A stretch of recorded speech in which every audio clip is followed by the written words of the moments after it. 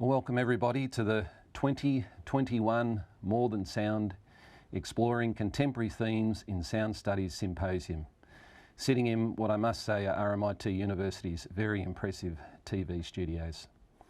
I'd like to begin today's proceedings by acknowledging that this symposium is being held on the traditional lands of the Woiwurrung, Wurundjeri and Boonwurrung people of the Kulin Nation, and I pay my respect to elders both past, present and future. I would also like to pay my respects to the traditional owners of the many lands that our presenters read from today, and also pay respect to their elders past, present and future. Given the sonic focus of today's symposium, I would like to read a short excerpt from the 2020 book Songlines, The Power and Promise by Margot Neal and Ling Kelly, part of the first Knowledges series edited by Margot Neal. Songlines are a practice and method Australian Indigenous people apply to store and reveal knowledge about the land through the voicing of song.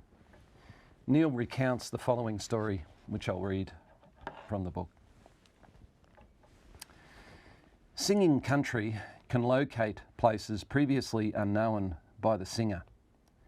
When a Western person was driving in the area of the Canning Stock Route in 2012 with two local Aboriginal people aged in their late 40s to early 50s, every 10 minutes or so a land feature would cue a song from them.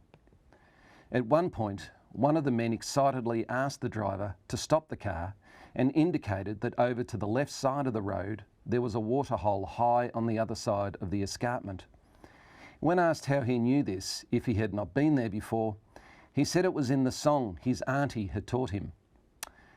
With some scepticism, the driver agreed to walk several hundred metres and scale the rubbly escarpment.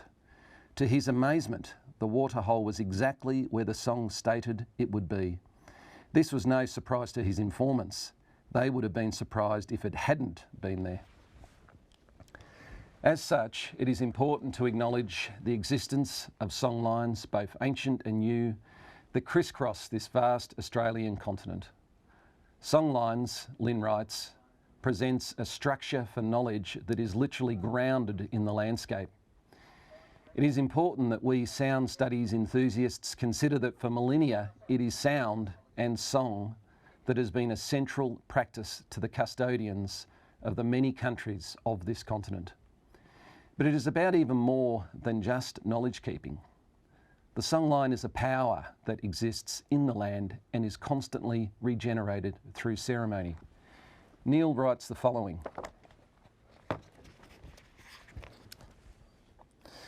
Once the song is activated by people's return to country and by their singing the songs of country, the song is deposited back into country. The power of the song needs to be returned to country to keep it alive, or country will die. It's a bit like recharging batteries. In ceremonies witnessed in the central desert, the ceremonial ground is prepared with a painting relevant to the dreaming ancestor being honoured, and the highly ritualised performance takes place on one day or over many days. The power of the performance is absorbed into the country and all remnants of the ground painting are erased, so as not to lose any of that power. The power that goes into the earth and thus into the songlines. And with that, I would now like to hand over to Professor Tim Marshall, Deputy Vice-Chancellor of the College of Design and Social Context, who is kindly opening our symposium today. Thank you.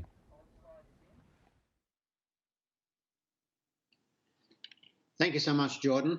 And I am indeed Tim Marshall, the Deputy Vice-Chancellor of Design and Social Context, and I'm delighted to be here to help launch this really impressive symposium, More Than Sound. As you can see, I am not in RMIT's wonderful TV broadcast studios, so I hope you are hearing and seeing me okay nevertheless. So I started here at RMIT about 6 months ago after working in New York City for about 17 years at the New School, and principally as the Dean of Parsons and then as the Provost of the New School. And some of you may know the extraordinary history of both mainstream and avant-garde sound, music, and performance across the history of the New School. The first courses on electronic sound art were taught there. John Cage taught there for many, many years, both experimental sound and mushroom identification. Steve Reich and many others have moved through that institution, as well as people like Burt Bacharach. So it was one of the most fulfilling parts of my job, I have to say, as provost, to work with the Dean of the Performing Arts there, Richard Kessler, who led the rebuild of performing arts to reclaim this avant-garde history, which had somewhat become lost over time. And this included us bringing in John Zorn's East Village venue, The Stone, which is dedicated, as many of you will know, to a very eclectic improvisational work. And we brought that into the New School. So we had, before the pandemic hit, performances 6 nights a week. Philip Glass moved his ensemble into the university, and many other initiatives like that were brought about. So when I left to join this wonderful institution, RMIT, I confess I was largely ignorant of the remarkable work going on in sound here.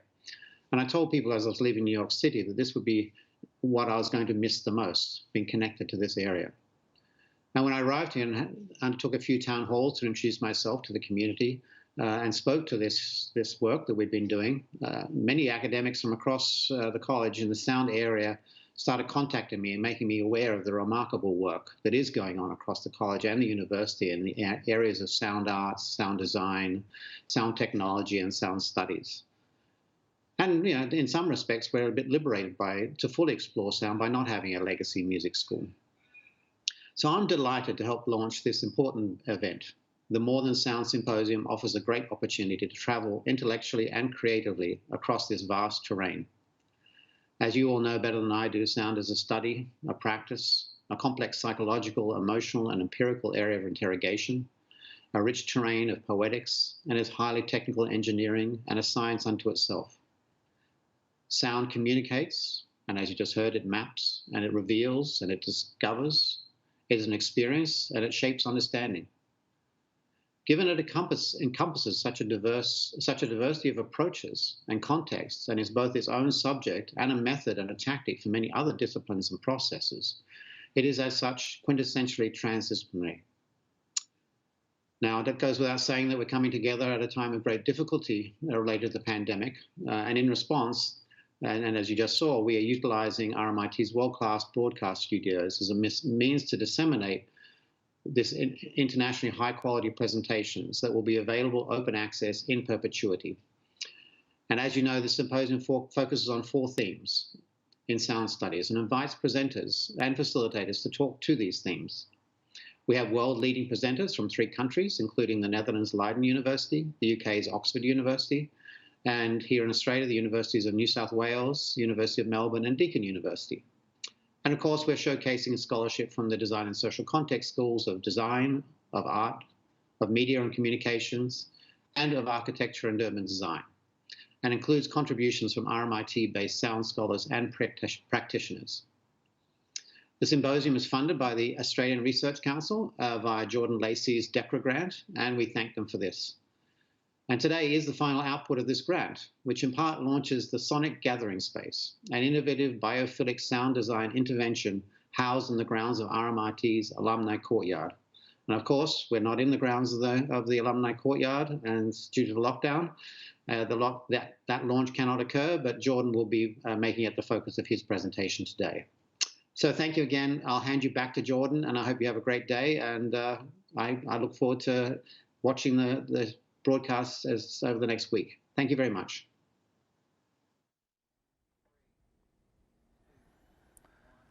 Thank you, Tim, for that very thoughtful introduction to the symposium and opening. I very much appreciate you taking your time out from your busy schedule today to do so.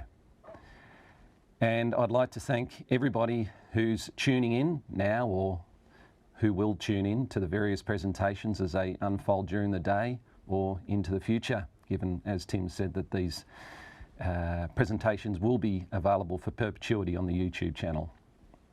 If you haven't already, I suggest you attach a good pair of headphones to your computer, as we have a lot of high quality audio and video coming your way, as one would expect from the exciting range of presenters that we have today and facilitators. Before I get into housekeeping, so to speak, by way of introduction, I'm going to spend some time discussing how this symposium came to be, and I really would like to focus on the meaning and the purpose of the More Than Sound title. As Tim introduced, the origins of this symposium are to be found in an Australian Research Council project I have been working on for the last 3 years, entitled Translating Ambience, Restorative Sound Design for Urban Soundscapes. I'd always planned on a symposium to launch an urban sound art installation called the Sonic Gathering Space, which, as Tim has already told us, is one of the major outcomes of this research project. As it happens, I won't be launching the Sonic Gathering Space today, as it isn't finished due to the ongoing lockdowns here in Melbourne. In fact, we've had 6 of them, and this latest one is truly dragging on, as I'm sure we're all feeling, but the end is in sight. However, I will be speaking about it during my presentation. At any rate, I decided it would be more interesting to expand the remit of the symposium by broadening its focus within the field of scholarship I am involved in, sound studies. The choice of the title of the symposium, More Than Sound, has been derived from 3 trends or perhaps developments that can be identified within sound studies. Firstly, it's interdisciplinarity.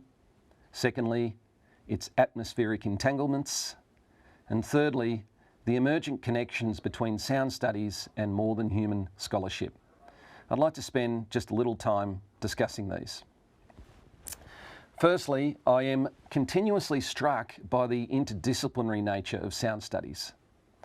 The study of sound seems to have a unique capacity to provide fresh and interesting perspectives across a vast range of disciplinary areas, including the sciences, urban design, humanities, and the arts, amongst others.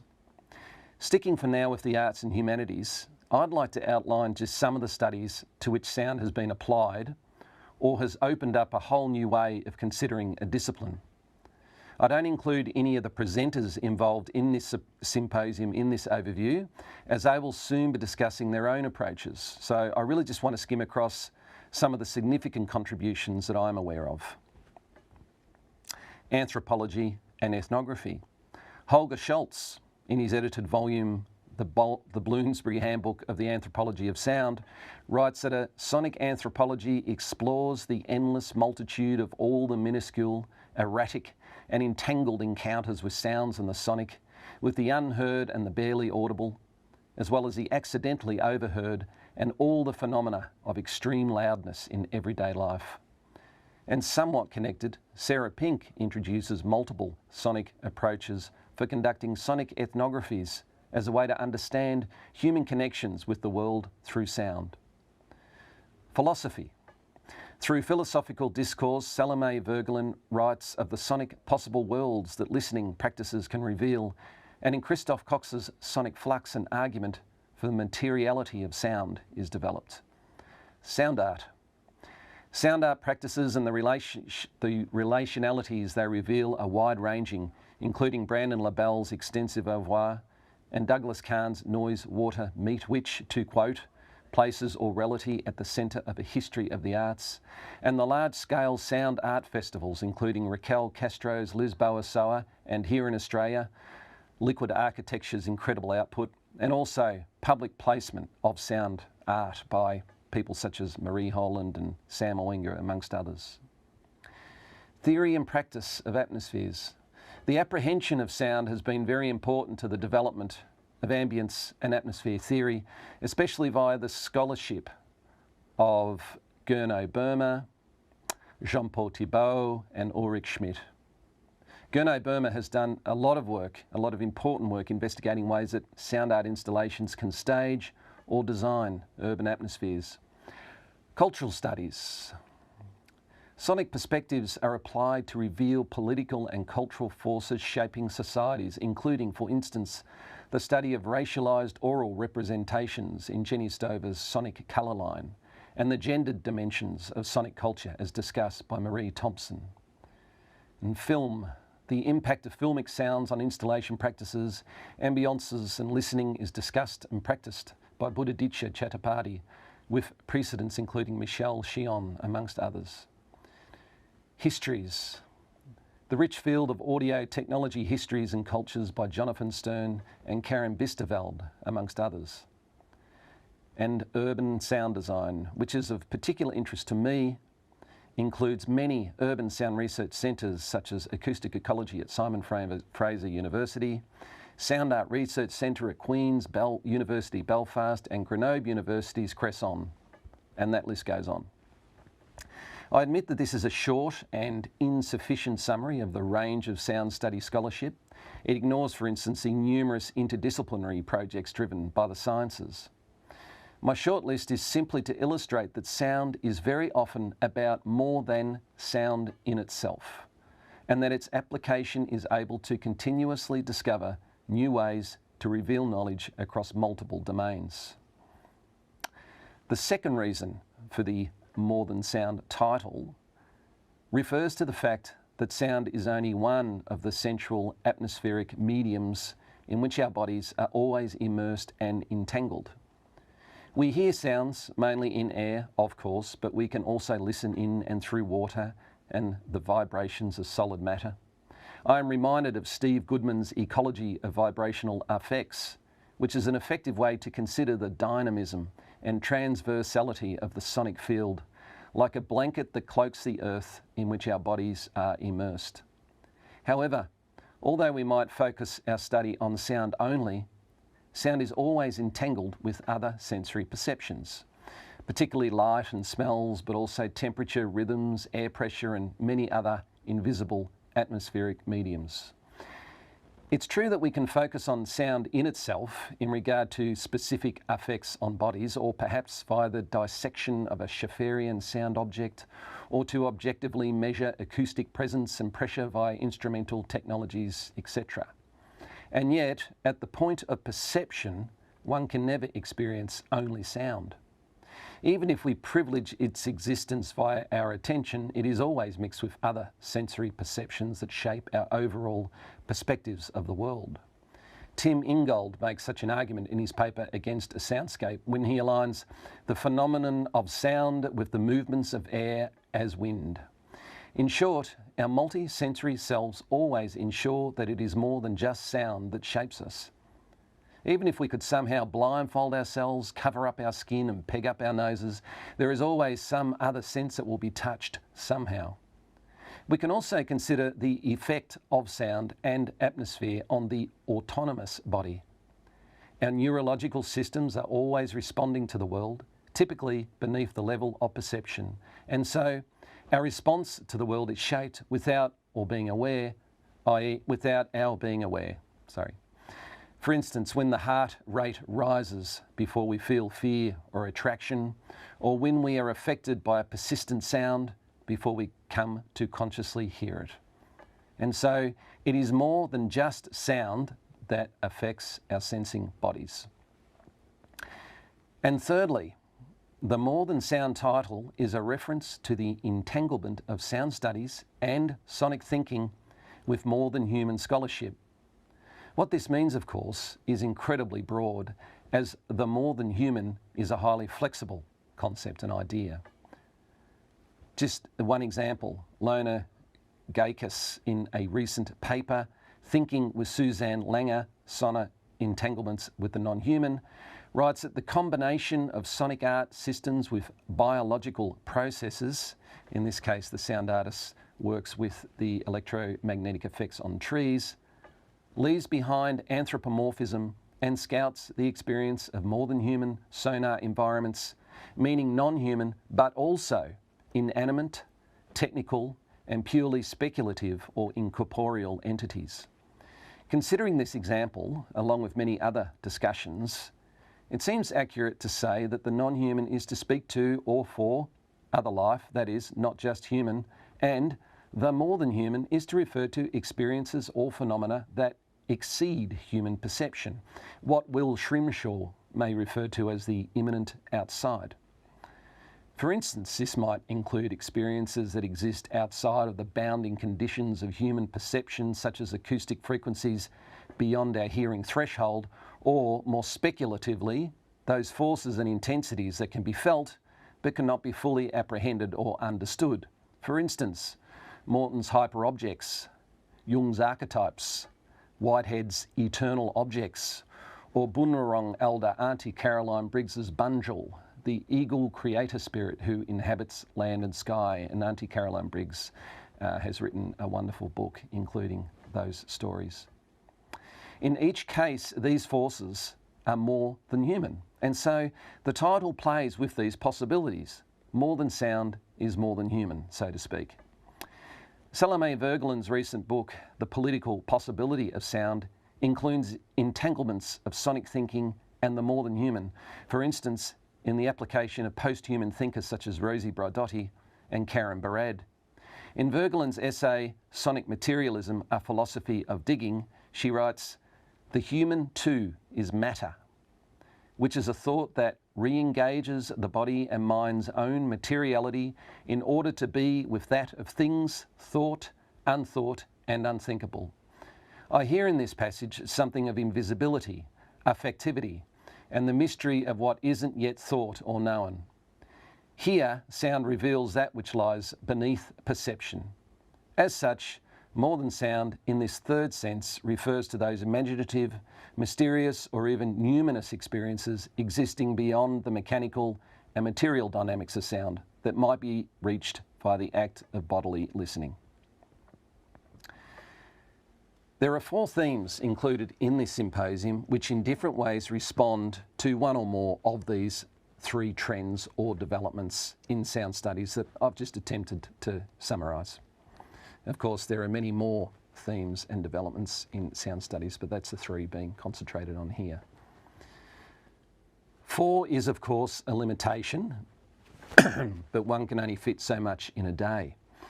As I mapped out at the beginning of my introduction, there are many scholars who could speak to other themes that would be just as relevant to the symposium's intentions.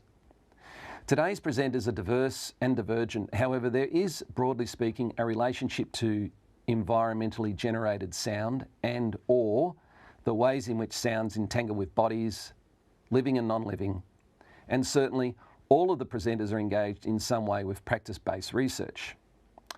The 4 included themes are curated sound, embodied sound, ambient sound, and sonic cities. And a facilitator has been invited to introduce each of the themes in relation to their own disciplinary approach. So I'll only make a brief comment on each here by way of introduction. Firstly, curating sound. The curation of sound is something of particular interest to gallery studies, though it is also of concern in public spaces where sound installations are situated. Both Caleb Kelly and Lawrence Harvey have completed multiple high-profile gallery installations that are centred on sound.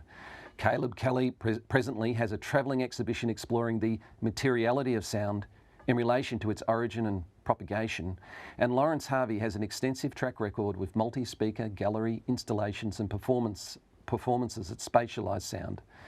Their session will be facilitated by Byrne, who has a wide-ranging curatorial practice, with the one I know best being his curated performative outdoor events, especially the Avant Whatever Festival. Excuse me. Secondly, embodied sound considers the sounds of human and non-human bodies that are emitted from our resonant interiorities, those cavities that sound, and project into the world. Nora Newmark is a leading non-human sound scholar who writes about the propagation and movement of human and non-human voice. And Catherine Clover is a celebrated sound artist engaged in the practice of non-human soundings, particularly in collaboration with avian life. Their session will be facilitated by Tessa Laird, a writer and art critic involved with more than human scholarship. This session will involve a collaborative audience performance led by Kath Clover. A score can be found on the website, which Kath will discuss later. Thirdly, ambient sound is focused on phonography or field recording practices. Field recording is an increasingly popular practice, becoming more widespread as technologies become more attainable. Philip Samatzis has developed an international reputation as a sound installation artist and performance sound artist with a wide-ranging phonography practice, particularly in cold and hard-to-reach places. I will also be presenting my own key research outcome of my ARC research project, the Sonic Gathering Space, as part of this session. This session will be facilitated by the respected atmosphere and geography scholar Shanti Sumateo, whose many research projects include the listening, comprehension and study of sound. And finally, I am giving myself the honour of facilitating the Sonic City session with our two keynote presenters, Gashia Ozunian and Marcel Cabusson. Urban sounds, their geographic placement and their design is a growing field of study that takes on the significant challenge of shaping sounds in public spaces. It is born in the work of R. Murray Schafer and the World Soundscape Project, which has now branched into multiple fascinating approaches to the study of environmental sound. Gashia Ozunian and Marcel Cabusson are each presently engaged in a number of high-quality urban sound art projects. It will be fascinating to hear their presentations and to be involved in a post-presentation discussion with them both. And finally, today we launched the film Rock Pull Dialogue, Terix. I'll refer to this in my own talk, but please know you can access this at any time. It sits on the YouTube channel where all of the presentations are taking place. The film is by Dirk de Bruin, with soundscapes by myself and Michael Grave. We filmed this together, the three of us, while exploring the grassy landscapes of southeast Australia. It's something you might want to dip in and out of during the half-hour breaks in between presentations. And finally, I'd like to take the opportunity to thank all of the facilitators and presenters for taking the time to prepare their presentations and for being here today. It does take time to do these things, and academics very often are stretched for time. So many thanks to each of you. And I'd also like to sincerely thank both Simon Maish and Ari Sharp, who have helped coordinate this event and who are right now working hard to bring you this broadcast. I'd also like to acknowledge and sincerely thank Luke Raisbeck, along with his team, Chris Yip, James Gormley and Matt Dunham, who bring the expertise and infrastructure that allows this symposium to be aired via RMIT's TV studios in which I now sit. And also a shout out to Edward Rossi for his wonderful job in designing the More Than Sound website. And lastly, if you are out there on the other side of these screens, please do engage with the Q&A at the end of each session. We have someone monitoring the chat screen so we can make sure all questions get to the facilitators during the Q&A. Once again, you might want to dig out your high quality headphones, as I believe we will be treated to some very interesting sounds and videos today. And so that is it from me by way of introduction. Thank you very much for being here. Please enjoy the symposium. And I would now like to hand over to Ben Byrne, who is facilitating our first session, Curated Sound.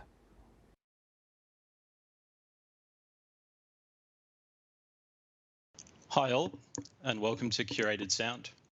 Thanks to Jordan, and as he mentioned, our tech Simon and Ari, and the media precinct team at RMIT, to Tim also, and to all of you for joining us today.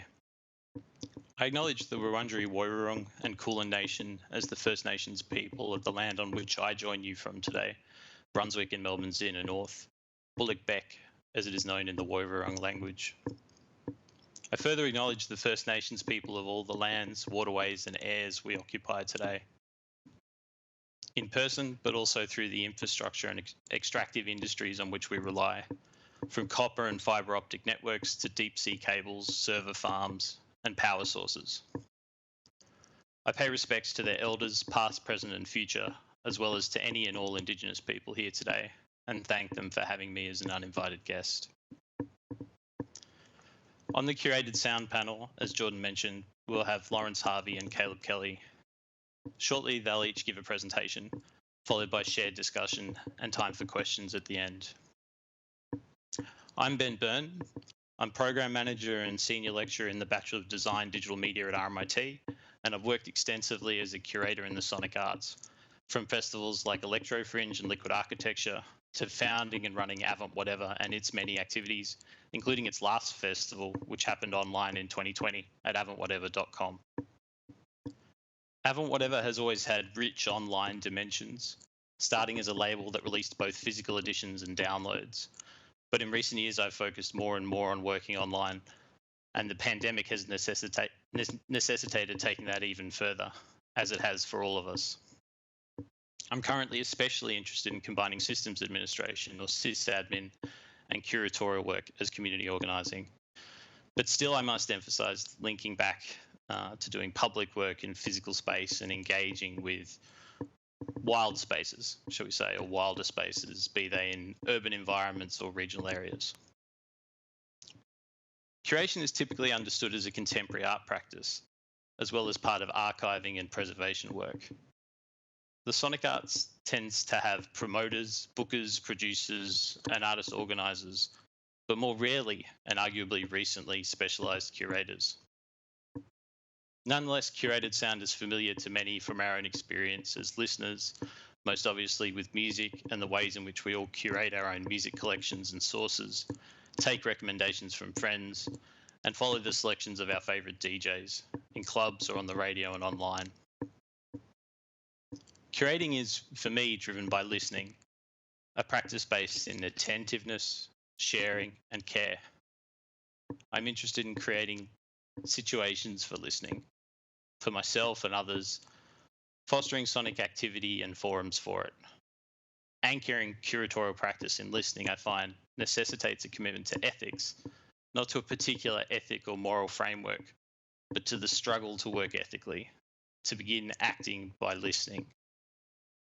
For me, that in turn foregrounds the need to attempt to work sustainably in many different senses, ecologically especially given the climate crisis we all face, to face the influence of big tech and the digital, and to respect and support Indigenous sovereignties.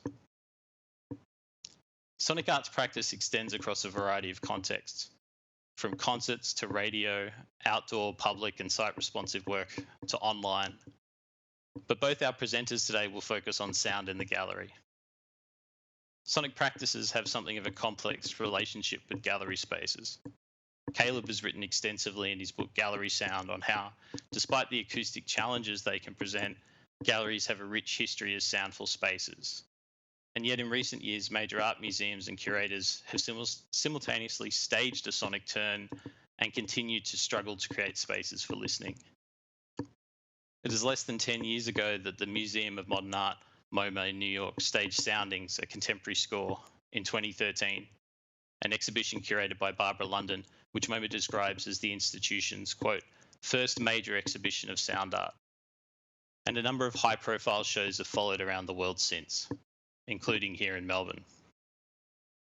Nonetheless, it remains common to find sonic works presented as playlists on headphones squeezed into anterooms and works either turned down or drowned out. Our panellists today each have long histories and rich practices curating sound and have worked to create spaces for listening in galleries. Associate Professor Caleb Kelly from UNSW Art and Design will present later on his curatorial work emphasising sound's material dimensions in his talk Material Sound. Caleb has a long history as a curator, and I first encountered him in Sydney in the early 2000s through his series Impermanent Audio. Specifically, I remember a night he organised at the Frequency Lab artist-run space in Surrey Hills, featuring Magma Finder, Julian Knowles, and Pimmon. It blew my mind. I'd never heard anything like it before, nor have I since. Pimmon's performance in particular was otherworldly, but the context was key as much as the sounds coming from his laptop. The lab was a quietly welcoming space, once you found it in the sprawling and yet hidden Hibernian house with its mess of studios and at most semi-legal spaces. And Caleb fostered attentive listening in audiences who would sit on the floor silently and often with eyes closed.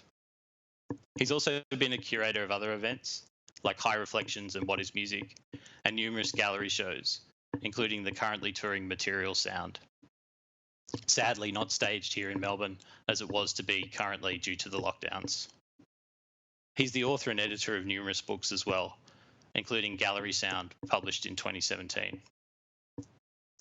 First, though, we have Associate Professor and Director of Sales Sound Studios at RMIT School of Design, Lawrence Harvey, presenting on his work focused on spatial sonic practices and his attention to speaker placement in the gallery to those ends, in his talk Dynamic Geometries, Curating for Spatial Listening. We're now colleagues in the School of Design, but I first encountered Lawrence when I was visiting RMIT on behalf of UTS as I worked on the development of a new program, an accompanying symposium for them in 2007. I was working on liquid architecture in Sydney too, a festival which emerged from RMIT, and Lawrence gave me a tour of the studios.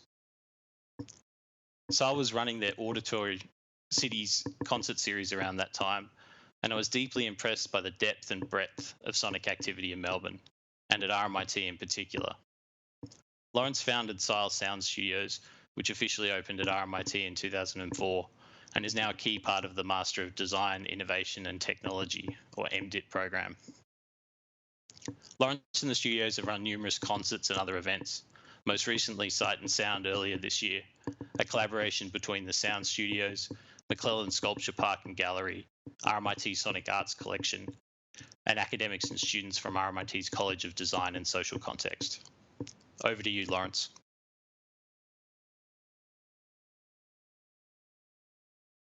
All right, thanks very much. Thanks, Ben, for that introduction and also for acknowledging the traditional owners of the country where we meet today. I'd also like to thank Jordan for the invitation to today's symposium and also to the team who I know have been working very hard behind the scenes. And I'd also like to welcome our other national and international presenters. Throughout 2019 and early 2020, we were preparing a new concert series in Melbourne, along with a number of international collaborations. At the same time, we were collating and organising documentation for a new website, which is now live. This meant we had a better collection of material to reflect on nearly 20 years of practice as an electroacoustic studio in a school of design. So this presentation today explores two related strands of that practice, the speaker orchestra performances and the spatial sound exhibitions we've delivered since 2002-2004, and in particular, the thinking behind the auditory spatial environment of those events. So before discussing 5 projects as case studies, I'll briefly introduce the international domain, touch on some influential concepts, and then into an exploration of the methodology and processes behind selected concerts and exhibitions. Next slide, please. Let's briefly consider sound in motion. These images show 2 ways a pre-20th century composer or performer might spatialize the relationship between sound source and a listener. Moving sound sources on horseback to create what we'd now call panning or spatialization, or by introducing height, increasing the sense of immersion in a musical performance by placing the musicians on an overhead balcony. Next. Let's fast forward to the 20th century and the emergence of just one approach to spatialized performance, that on speaker orchestras. Next. In the early 1970s, as we know, 2 French studios developed concert systems for presenting electroacoustic music over portable arrays of loudspeakers. The GMEB shown here is detailed in Christian Closier's paper, the jambophone concept and the cybernophone instrument. Closier describes it as a processor simulator of sonic electroacoustic space, as well as a polyphonic acoustic synthesizer of musical spaces. Next. The acousmonium first appeared at the GRM in Paris in 1974, and according to Francois Bayle, the acousmonium effect is to create, and I quote, a group of sound projectors which form an orchestration of the acoustic image. Next. The images shown here of the acousmonium in the 2010s. While each concert system differs in spatial arrangements, speaker types, mixer desk setups, they share common attributes for this discussion. They're all portable. The loudspeakers are used for sculpting spectral qualities and energy in the space. They're reconfigurable and adapted to the acoustics of the performance space, audience size, and the repertoire being presented. And although the systems are predominantly used for 2-channel works, they can also be adapted to multi-channel works. Next. In his paper Rethinking Beast, John T. Harrison notes that, and I quote, "For musical purposes, precise localization is less important than general qualities, such as frontness or a sense of height, dynamic aspects such as degrees and types of motion or degrees of diffuseness." Pictured here is selected international systems. Across the top row, Harrison's system at the University of Birmingham called Beast. In the middle, the Motus system in Paris, the AMEG system in Switzerland. And then across the lower row, Music and Audio Arts Sound Theatre, University of Kent, and Sound Junction event at University of Sheffield. And the final image in the bottom right-hand corner is Hydra from Harvard University. Next.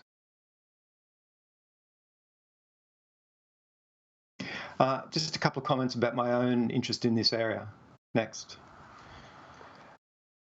My own interest started in this practice started around 94-95 while studying at Les Ateliers UPIC in Paris. I also attended the winter series of the GRM concerts in the Sala Live Mission at Radio France at that time. During lockdown in 2020, I used the opportunity to sort various boxes of old files and found this program note brochure on which I sketched a particular Acousmonian setup at one of those events, installed for a weekend series of concerts. Next. The slight gap in the middle of this image is the audience area, and the Bose 802 speakers shown as squares at the bottom of the image were across the rear walkway of the main hall. Small sketch of the speaker trees, and all other speakers were on stage. Next. So after attending a lot of concerts at that time and then returning to Melbourne, I collaborated with audio engineer Michael Hughes on 2 large electroacoustic music series. The first of these in '96 was the Reflective Space, a program on the left and image of that particular space on the right. Next. The second series was in 1998 at the Australian National Academy of Music. The image shown here is from, on the right, is from Curtis Rhodes' book Microsound. Curtis was one of the guest artists for that series, and the image shows the setup in the South Melbourne Town Hall for his concert and premiere of Half-Life. Both systems in '96 and '98 were around 20 to 30 loudspeakers, and we used hired and sponsored equipment. Next. So just before diving into the case studies, I'd just like to mention that both of them, so the case studies use both the RMIT Sonic Arts Collection and our speaker orchestra. The Sonic Arts Collection now holds over 40 international works commissioned or acquired by RMIT and feature in exhibitions, performances, and teaching and research activities of the university. Next. The speaker orchestra shown here is used for presentations of the Sonic Arts Collection, along with Style Sound Studio staff and student performances and exhibitions. While the full system is 32 loudspeakers, it often appears as a smaller chamber ensemble of 16 speakers, which I'll discuss later in this presentation. Next. So just before diving into the case studies, to keep within time limits today, I've had to cut a couple of sections, but expressed on this slide here just as orbiting concepts. Now, this practice obviously draws on technical knowledge and psychoacoustic studies of spatial listening, but I'm also interested in how composers develop a proprioceptive knowledge and a unique sonic spatial sensibility to composition and sound performance. There are some presentation scenarios that we have avoided, such as reclined listening, which from emerging research due to messages in the vestibular, actually we shift our perception of the outside world when we're lying down. But it also tends to collapse the sound field to half its dimensions. Or we'll see when I talk about the Sight and Sound project below that we've been involved with collaborating with design colleagues on exhibitions that avoid the ubiquitous ceiling and wall-mounted speakers that are used in most museums and galleries. Next. Okay, on to the case studies. I'll be drawing on performances and exhibitions from between 2004 and 2021. For a full list of our projects is now available on stylesound.studio. Okay, the first one, Spectrum 01. Over the 40 concerts and exhibitions that we've done since 2004, we've used many different speaker configurations. However, one of these has returned on several occasions due to its flexibility and suitability for use in small to medium-sized venues. And we use the shorthand in the round. This configuration was developed for the opening concert of Style Sound Studios in 2004, which was held at Hawley Hall in Melbourne and featured works by staff, postgraduates, and our guest artists on that occasion at our Tanaka. Next. This particular venue was a long hall with a high ceiling, with no balconies or hanging points. And the configuration used 4 seating sectors, seen in the diagram on the right, emanating out from a central location. Each sector had its own, what we call small quadraphonic or local quadraphonic speakers, along with speakers on the side, and a group of whole-of-room speakers, which in that case were Behringer 300s. The mixer desk configuration had multiple speakers grouped to a single fader, so that if channel 1 was called front left, that same fader controlled sound to the front left of each sector, and that is, they were mirrored. So the initial idea was to move easily between a near-field listening experience and a whole-of-room experience, either in a single piece or across different pieces. Next. With the central placement of the mixing console providing a focal point, the audience is not facing a blank wall or a bank of loudspeakers on a stage. A central location is also optimal for the sound diffusionist to craft sound across the whole room. And maintaining the diffusionist performer visible to the audience can also invoke a sense of agency over the sound spatialization.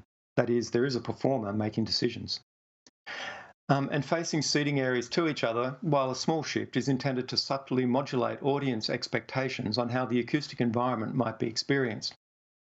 Whether there are 2 or 4 sectors, depending on the scale of the room, each can be treated as a near-field listening experience embedded within larger arrangements or a whole-of-room sound field. Next.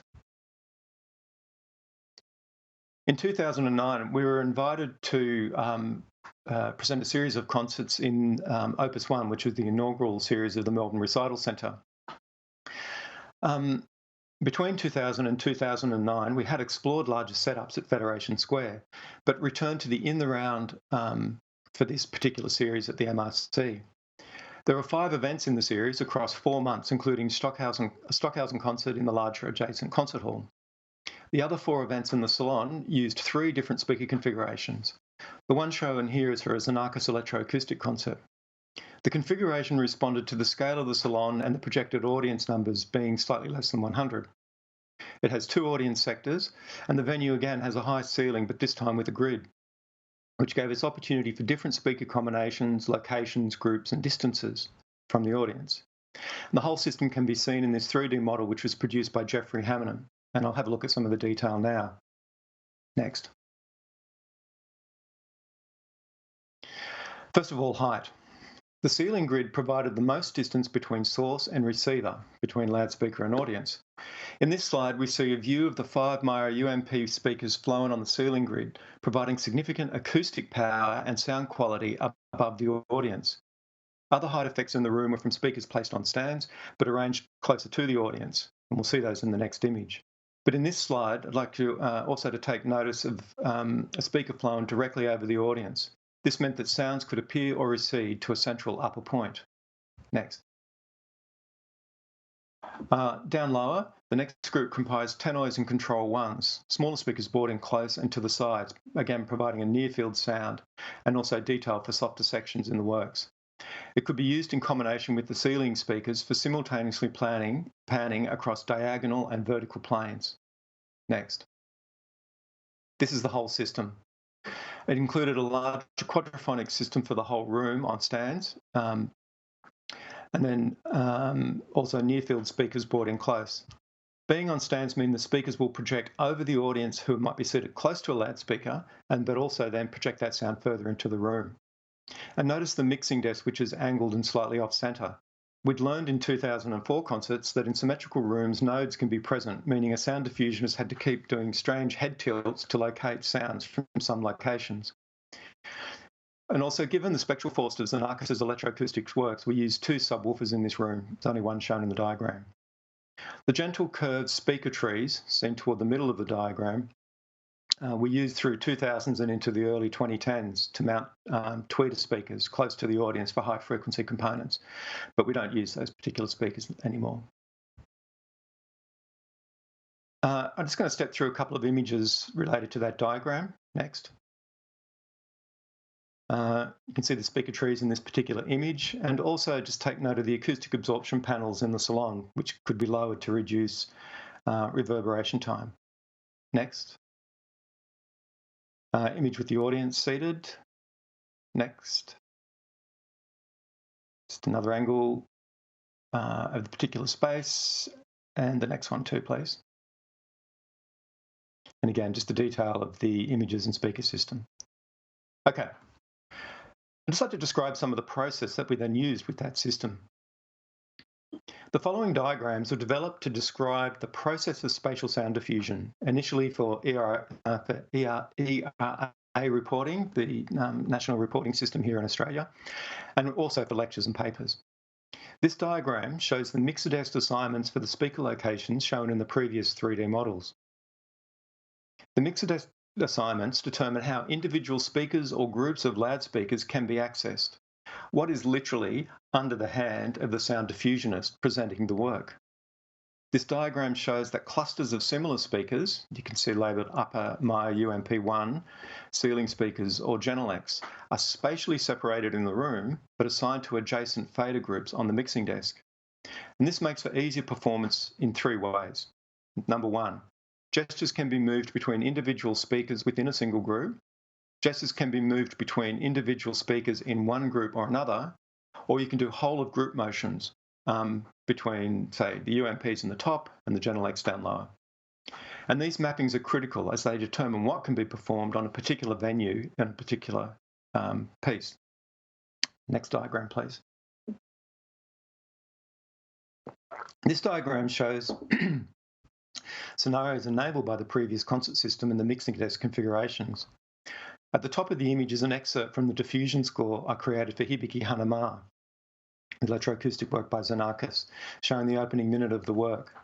Just as an aside, there were 5 concerts in this series and I diffused 4 of them over 4 months. And so I had around 15 works to prepare and perform in that time. I couldn't hold all the potential spatializations in memory across that sort of time. So the scores helped for both recall and also for holding decisions that I'd made in the studios or in rehearsal prior to performance. The 3D diagrams lower down are reduced versions of the mixer speaker diagrams from the previous slide. They show which speaker groups were used for a section of the opening and where the sounds appeared in the room. And this page shows that over the opening 1 minute, the sound fields start in the upper Maya speakers and progress closer to the audience, thus gradually filling out the acoustic space from ceiling to floor around the audience. Next. I'll turn now to the construction project and being inside the composition via spatialization. In a performed spatialization, the sound trajectories created around the audience arise from a combination of pre-planned, rehearsed, and in-the-moment decisions to use particular loudspeakers in discrete locations. The trajectories and spatialized textures are clearly audible, but not repeatable unless you're very, very good at diffusion. In this project, sound spatializations were rendered due to a number of factors that we'll get to in a moment. But first of all, just a couple of comments about the project. Construction is composed by Europe-based composer Richard Barrett, and it was performed by a Lysian ensemble who are based now in Melbourne. The work was commissioned by Robin Archer around 2005-06 for the City of Liverpool Capital of Culture Festival to take place in 2008. But the full version of construction wasn't premiered until this performance in 2011 in Huddersfield. It was also supported by an ARC linkage called the Spatial Ensemble, and it was the culmination of 3 years' research that included 5 other performances, workshops, and postgraduate research. Next. The Huddersfield Town Hall is a 19th century town hall, which to us from Melbourne was very familiar, as during our gold rush here in the 1800s, many of these halls had been built and we had performed in them before arriving in Huddersfield. Next. The speaker system on this occasion was installed, partially on the upper balcony. Next. And also around the floor of the hall. It was in fact a rectilinear seating arrangement, not triangular. This is from the panoramic distortion from the image. Okay, next. This image shows Richard Barrett's optimal dome setup, and I'll quote from Michael Hughes, PhD. The composer's preferred staging plan for construction is a circular arrangement of performers surrounded by audience, with a hemispherical speaker array enveloping the entire performance area. Next. As mentioned in the introduction to this project, the spatializations were pre-rendered. A key driver for that decision was that this was a large-scale project comprising 30 musicians, a 2-hour composition, international collaboration, a larger concert hall, and 16 audio inputs. On this occasion, there would just be too many sources or individual audio channels to spatialize in real time as we had previously with the sound diffusion technique. So using research from the 3-year ARC lead-in, we determined the following constraints and attributes were going to be required. The spatializations were to be prepared and tested before rehearsal from descriptions provided by Richard Barrett. They must be editable in the venue during rehearsal. easily integrated with our Msp Patch along with mixing and audio engineering in the venue, and flexible and mappable to the space, given that we wouldn't see the actual venue until the final rehearsals in Huddersfield. The list on the right shows the general perceptual descriptions supplied by Richard. They're not precise technical instructions of how the spatializations were to be made. That came next. Next slide, please. Over the course of the ARC research, we settled on a spatialization approach using 3 operators. The first of these was an audio engineer responsible for the signal inputs and then routing that signal to the Msp system and also balancing the final outputs. The second operator was involved with OSC data, and the third, Msp, combining the data and audio and monitoring the final spatialization. Next slide, please. Using the general descriptions from Richard, I built a series of open music patches to create OSC files that would play the trajectories. Essentially 3D models with timing data, sending XYZ coordinate data to Msp as per the 3-operator model we saw previously. Next.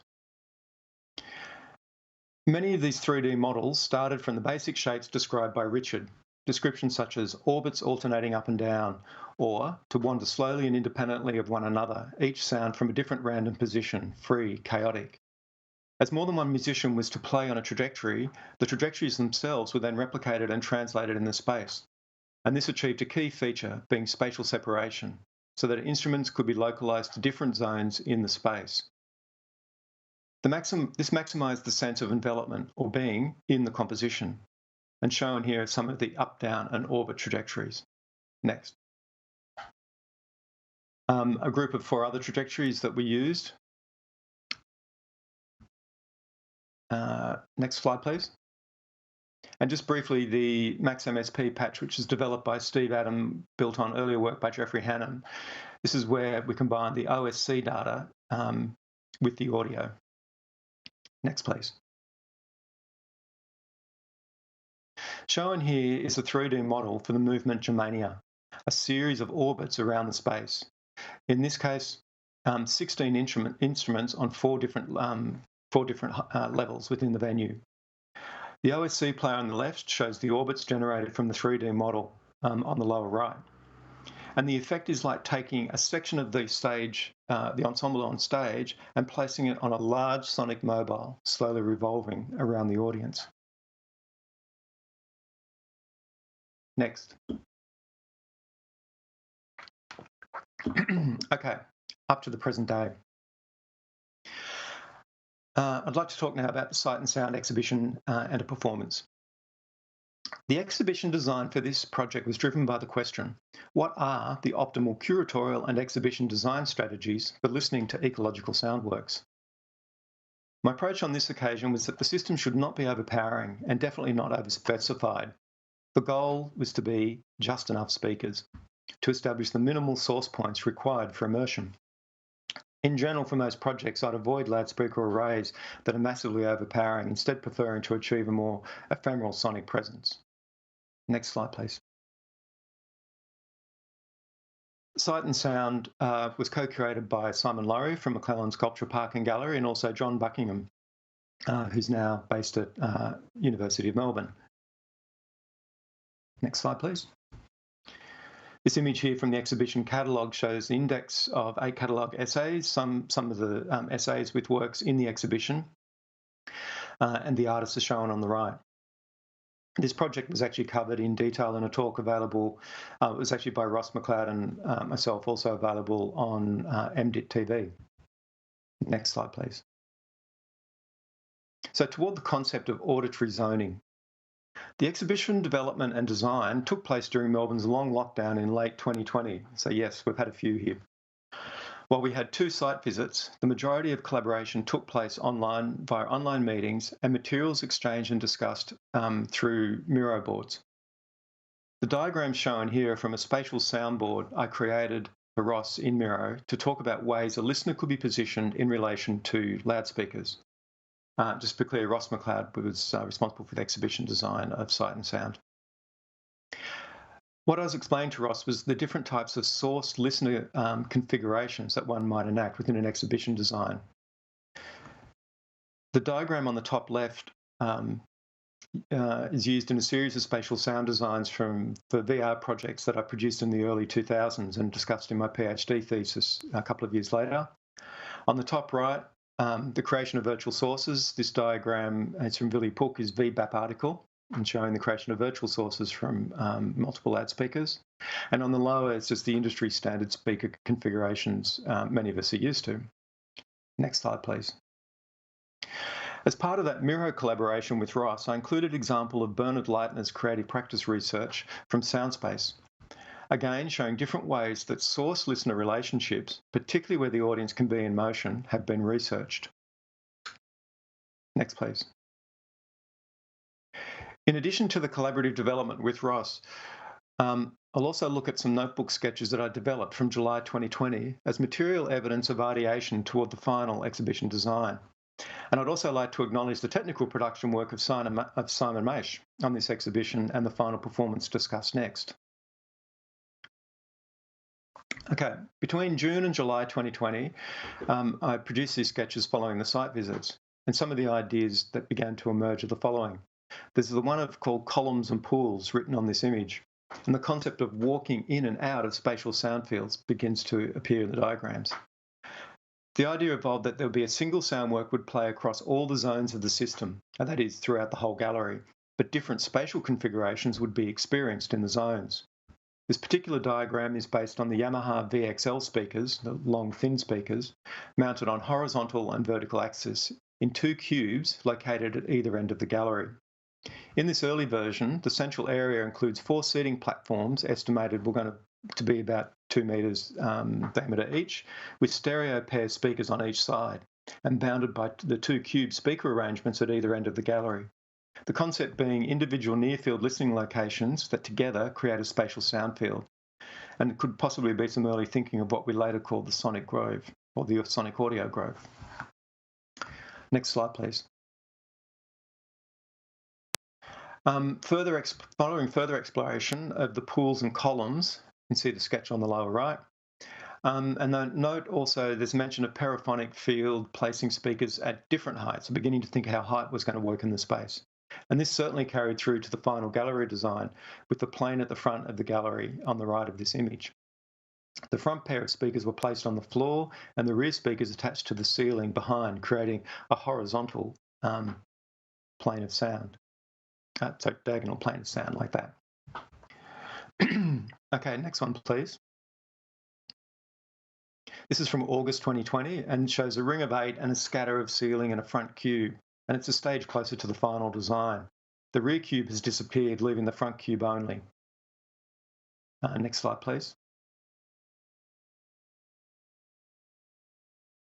And the final one. Next slide, please.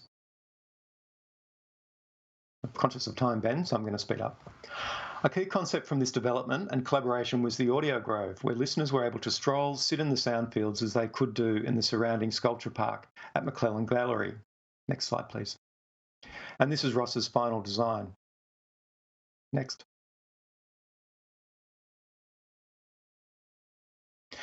With this particular design, speakers could be placed in the middle of the room, and we could also maintain a high standard of exhibition design. Next, please. We didn't default to speakers around the walls or on the ceiling, placements usually made in a museum or art exhibitions for logistic or audience circulation reasons, but not the oral experience of the works. That's usually done just to get the speakers out of the way. Next. The final exhibition and spatial sound system addressed an exhibition context where mobile listening can occur, and you can see here that we had a mix of stable sound fields with intersecting spatial types, such as planes, cubes, and rings. Next, please. And with those particular zones mapped out a little more clearly with this diagram. Next. Here's an image, similar to the one behind me, of the final work. Interestingly, Sakia Bedell, who reviewed the show for ArtLink, said, And I quote, "The room is designed like a swimming pool, with the shallow end of listening at one end and the deepest section in the middle of the room where the largest concentration of sound converges from 24 speakers. Listening is shifted away from the atomised experience so common of gallery headsets into a shared visceral experience." Next. And just on to the final project now. In addition to the interior and exterior displays of sight and sound, there were several concerts performed across weekends. And for one of these, I curated and performed a concert using a chamber ensemble scale configuration of the speaker orchestra. Next, please. This is the program note for that particular event. Works were selected with contrasting sonic qualities to those of the main exhibition space by introducing natural or imagined environments from subterranean sources, extreme wind or glaciers, and also works composed with spectral temporal techniques that could be expanded by a sound diffusion system. Next, please. The performance space is bordered on one side by a floor-to-ceiling window overlooking the sculpture park. And in a prior event, I made sketches for this, for the potential setup, now as seen on the right. Next, please.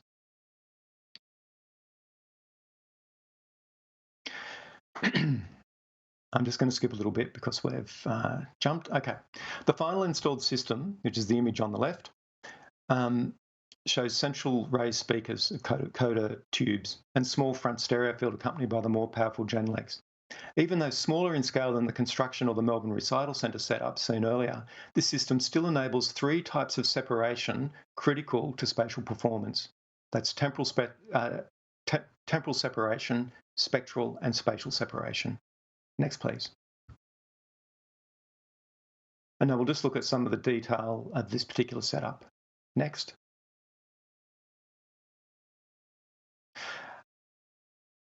The main parts were a front series of cubes providing a strong front, and sometimes called this for the ripple front. Next, please. Full range speakers down the middle of the space, particularly useful for doing front-back panning down the middle. Next, please. A larger quadraphonic of Genelec speakers, useful for cross-room left-right panning and also diagonal panning. Next, please. A central high point, similar to the front and rear, but again, this time with height. Next. Across the middle, that strong lateral axis, or if you're sitting behind it, strong stereo front, and the subwoofer on the left. Next, please. All of the works for this concert were in stereo format, with all panning motion only between two channels. For example, here's a stereo file from Canopies, which pans in a line between left and right channels.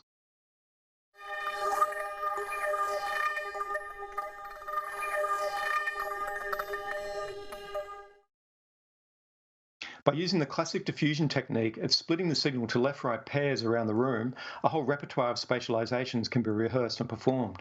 For example, using different fader speaker combinations, a section might start in the narrow front stereo field of the room, then introducing other pairings dramatically expand through the space. The following animation indicates different paired locations, expanding the initial stereo line pairings throughout the room, not necessarily the precise location. Thank you.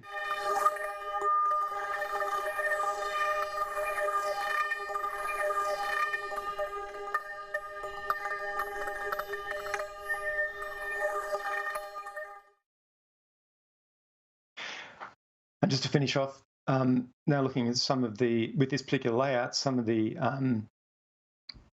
shapes that were able to be used during the performance. This one here is a double front triangle. So if you're seated toward the rear, or a narrow triangle if you're seated toward the middle or the front. Next, please. That's the double triangle I just mentioned. The next one. A whole of room diamond, depending on order, expansion, contraction, to or from the front and center. Next one, please. A wide stereo pan contracting to the central point at the rear. Next one. Inversion of the previous one. Next one, please. Whole of room quad effects. Next one, please. And one of the more complex ones, cross-room panning in different ways. So these are not necessarily audible as drawn here. One doesn't necessarily hear a triangle, but the shapes are distinct enough that when mapped onto the works, they create a spatial narrative to the composed material, bringing dynamic geometrical qualities to the original two-channel works.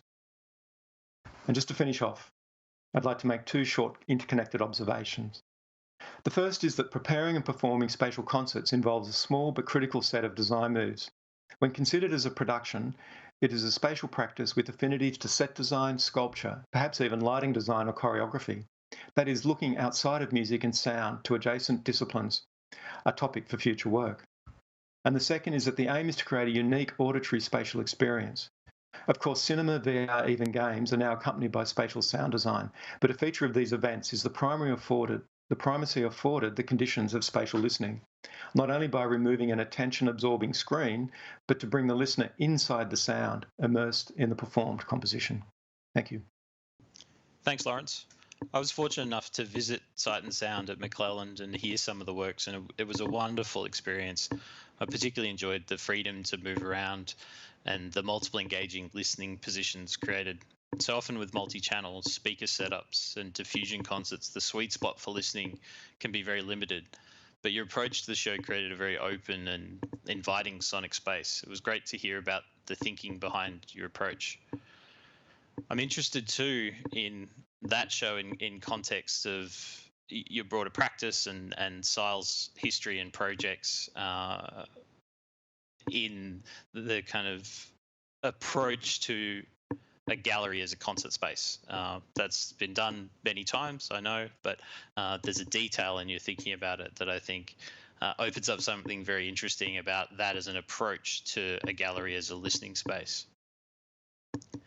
There'll be time for questions at the end, but next up we'll have Caleb and his presentation, Material Sound. I also had the pleasure of hearing the exhibition from which today's talk takes its name during its premiere presentation at Murray Art Museum, Albury in 2018, and do recommend you take the opportunity to hear it if you get one as it tours around Australia over the next couple of years. It was to be at Bayside Gallery here in Melbourne currently, but sadly that's not possible due to the lockdowns. For anyone just joining us, Caleb Kelly is an Associate Professor at UNSW Art and Design, Curator of Sonic Art Exhibitions and Events, and author, whose most recent book, Gallery Sound, was published in 2017. Over to you, Caleb.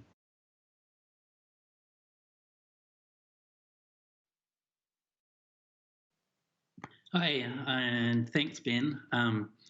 Didn't know that you had been at the PIMON performance way back when for Impermanent Audio. It's probably like 2003, 2004, somewhere around then. So that was nice to hear that story and that you were there. I also want to thank Jordan for the invite. It was seemingly perfectly timed. And by that I mean my exhibition Material Sound was opening last Friday, and I had planned to come down to Melbourne, hang out with my show, do the final installation, and then be here in person in Melbourne for today. But clearly that didn't happen due to lockdown. I'm in Sydney where I think we're in day 88 of lockdown, where I'm not allowed to go more than 5 kilometres from home, certainly not travelling to Melbourne. So because a couple of little things, Jordan asked us to have an image behind us, so I thought I'd use an image from Material Sound.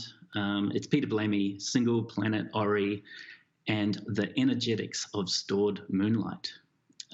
So a still from that, there'll be a bit more about Peter later on in the presentation. So that's the moon behind me, a bit of moonlight backing me up.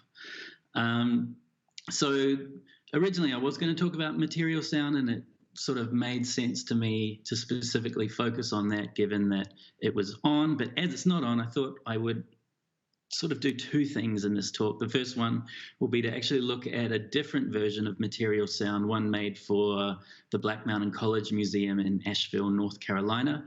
So that will take up the first half of the talk, and then the second half of the talk I will return to Material Sound and think about it through darkness, through being in the dark, and listening in the dark. So Material Sound is a concept behind a series of exhibitions that I've been curating for the last 5 years or so. And key to this idea is that we can learn something about materials by listening to their sound. So I'm not interested in sound as itself, but rather sound as more than sound. So another interesting thing was when I was invited to do this talk by Jordan, it really resonated with some work I've been doing, including a paper I wrote for the Journal of Sonic Studies a few years ago called Materials of Sound, Sound as brackets, more than brackets, sound. I very much don't want to talk abstractly about sound in our present moment, as those interested in sound art so often do.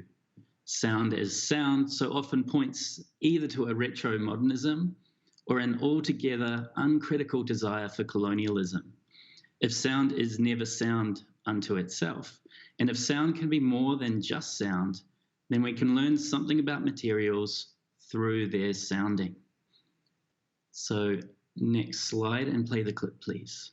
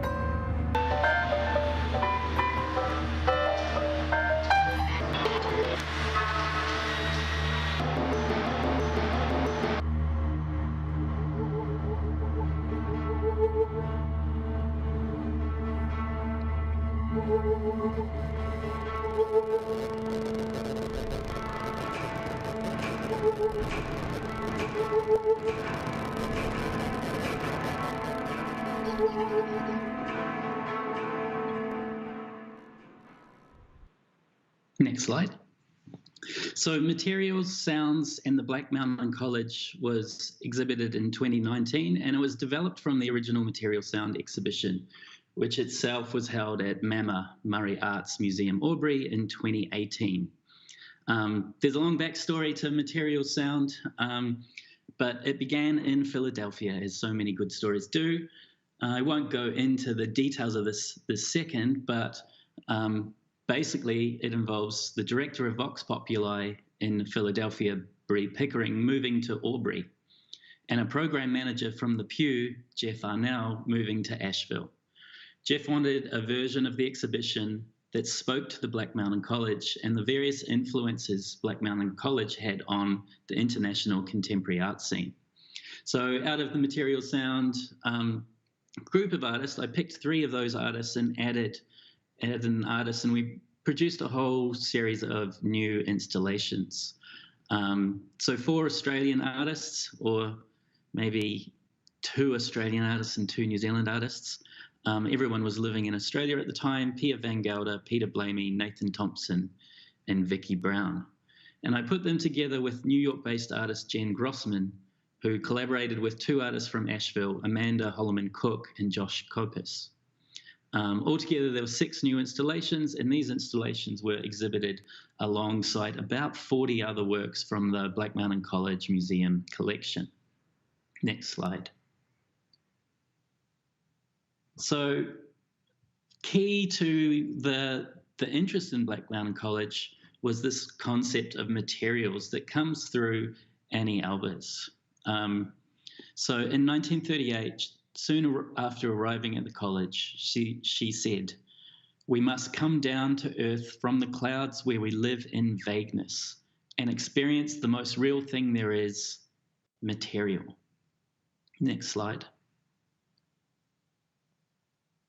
So there's Annie Albers on one of her looms, and an image from the cover of a bulletin where she wrote about materials. So early in the history of Black Mountain College, very early, artist and teacher Albers pointed to our fractured relationship with materials in the modern world, calling for us to regain the adventure of being close to the stuff the world is made of.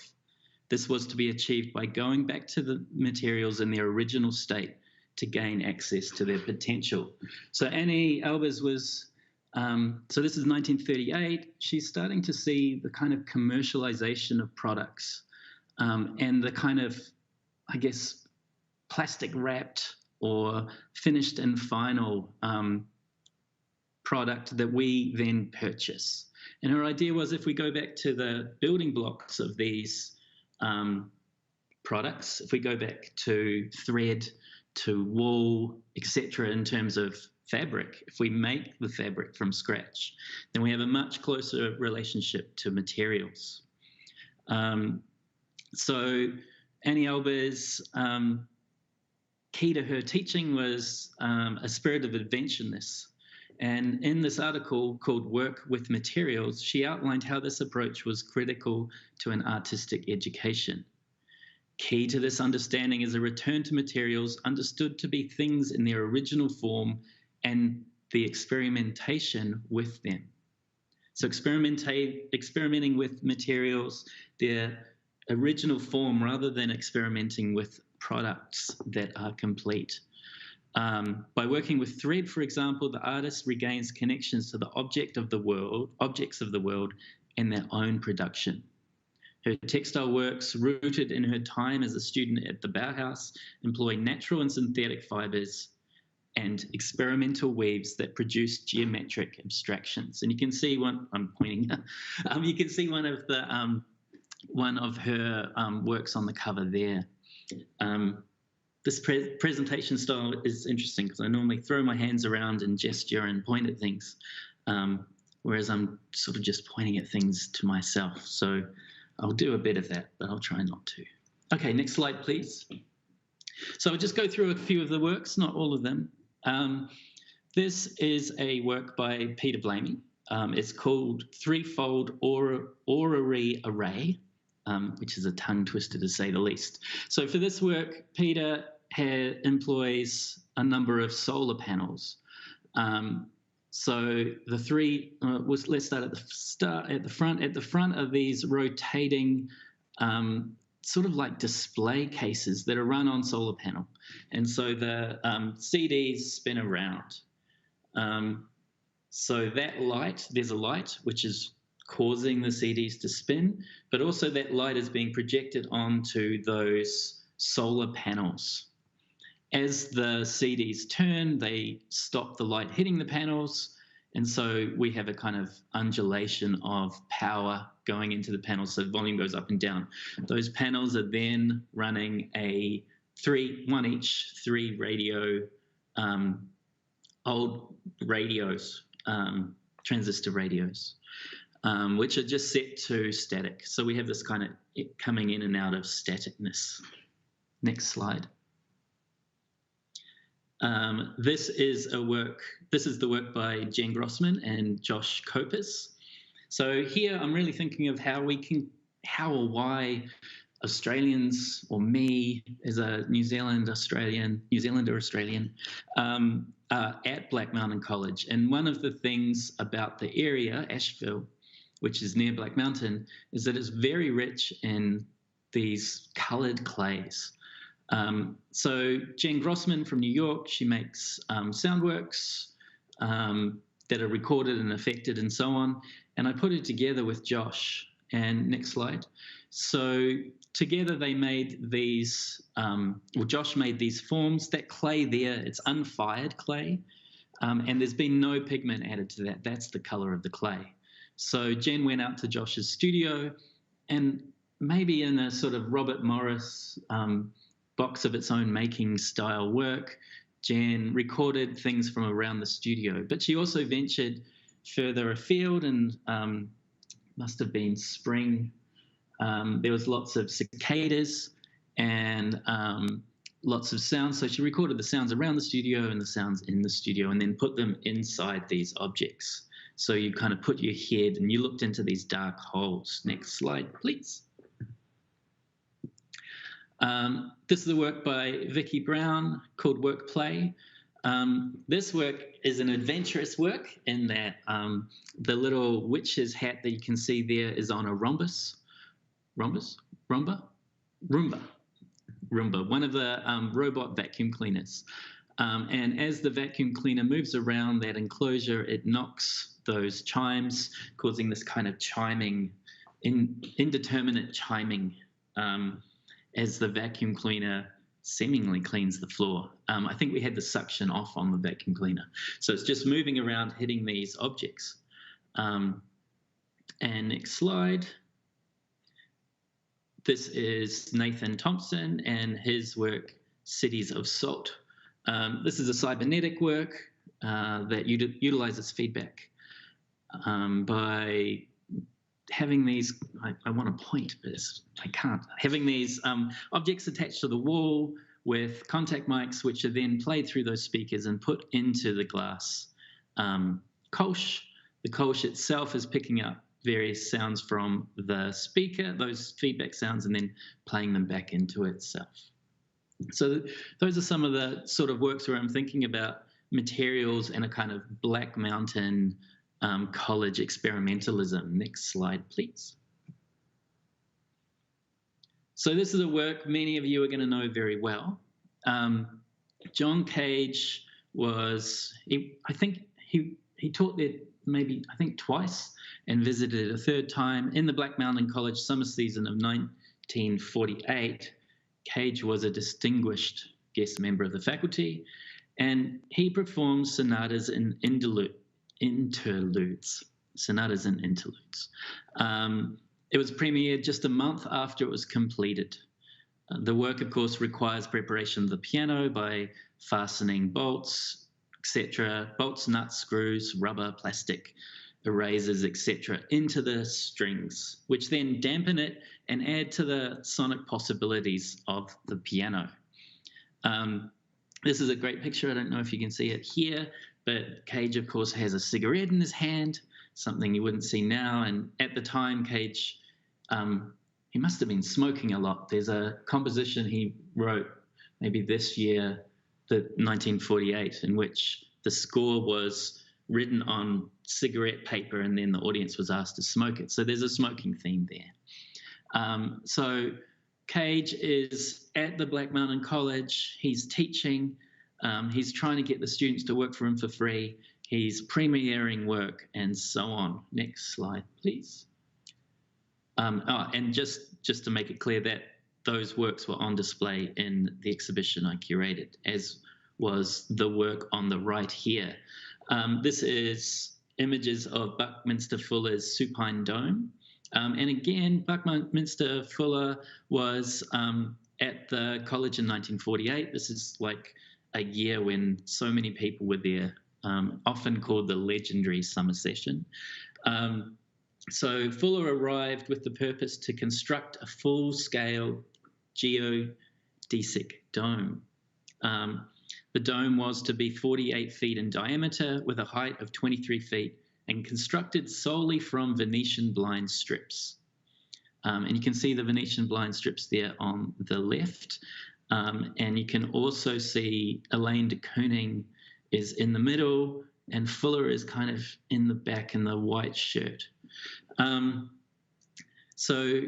there's an interesting story about getting up in a plane and taking the photo. The dome, which Elaine de Kooning called the Supine Dome. You can see it very vaguely from, depending on how big your computer screen is, I guess, to the bottom right of that aerial photograph is the Supine Dome. Of course, it didn't stand up. So just to make the link back to Annie Albers, can I get the next slide? So I make the link back to Annie Albers' call for hands-on approach to materials. In recent times, there's been a strong sense of digital fatigue, no less than these times right now. So I've been talking about this digital fatigue for maybe 6 or 7 years, but it's, of course, off the scale right now. We are no more living in the digital than we have done for the last couple of years. And I suspect there's going to be an outpouring of physical practices in the next few years as we get away from our screens and from Zoom talks, etc. Just pretend it's before all this COVID stuff, I was talking about this idea of a digital fatigue that some artists were experiencing, which I started witnessing in the late 2000s. So in the early 2000s, lots of people, lots of artists, and especially sound artists working with sound and music, working in what we call the digital studio. Lots of practice in a studio, in digitality, and in a world where very little physical hands-on action was occurring. I started seeing lots of artists working physically and not using the digital studio. And I think it was because of a type of fatigue where the artist no longer has physical attachment to their labor, and a kind of an extended version of what Annie Albers was talking about. So artists no longer physically in the studio, sawing and banging around, cutting things up, etc., but rather using the digital studio. And really, for many people, most people, almost all people, we don't exactly know how this digital studio works. We don't know how the algorithms run in the back of Photoshop or in the back of any audio program, Pro Tools, etc. So here is one of the reactions, I think, to this that comes from Pia Van Gelder. And here she literally performs the building of an electronic circuit board on a breadboard. So she does this live in performance, starting from scratch and moving through the performance to build this instrument. And she plays it as she goes, adding various components to the circuit board as she goes live. So this is about as sort of ground up as you're going to get in the sense of building an instrument in front of a live audience and performing it. Okay, so I'm going to go into the second part of this talk. Let's just start with the clip. So next slide and play the clip, please.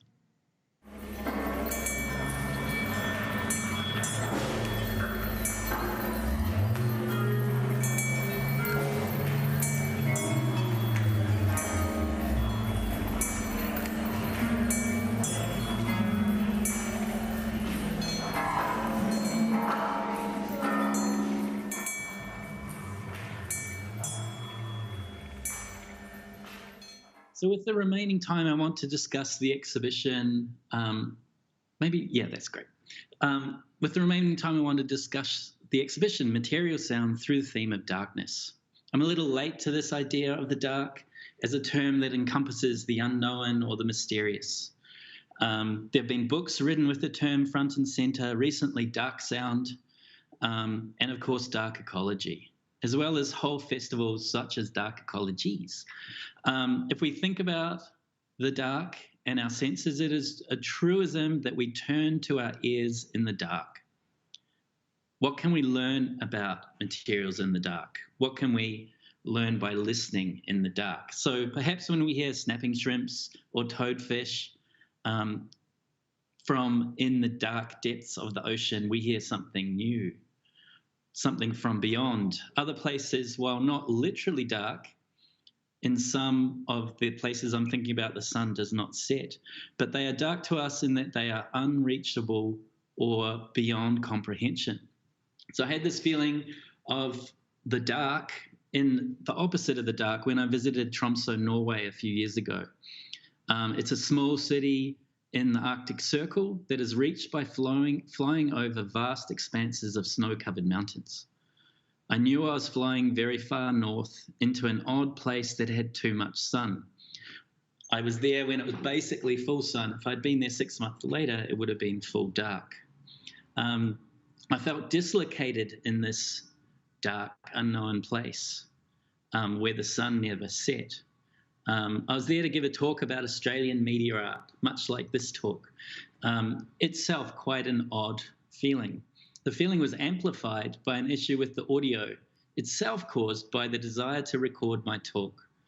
The sound technicians were having issues playing my sound and recording my sound, or maybe they're having issues just with recording my live sound. Either way, they asked me if I could give a talk on Australian sound media without any sound. A very strange situation to be in so far away from home. So these types of occurrences, these fissures maybe, are caused by the dark in the sense of the unknown. The unknown here for me and the unknown there for the sound technicians. When we walk around in the dark, such as stumbling to the toilet in the middle of the night only to be blinded by the bathroom light, we're confronted by this exact darkness and the following blindness caused by the light. I want to talk about Plato, but I'm not going to. In addition to learning about materials, sound has the ability to install empathy into the listener. This is the second part of the argument. Sophia Roost, back in 2009, wrote a paper entitled Screaming Yeast.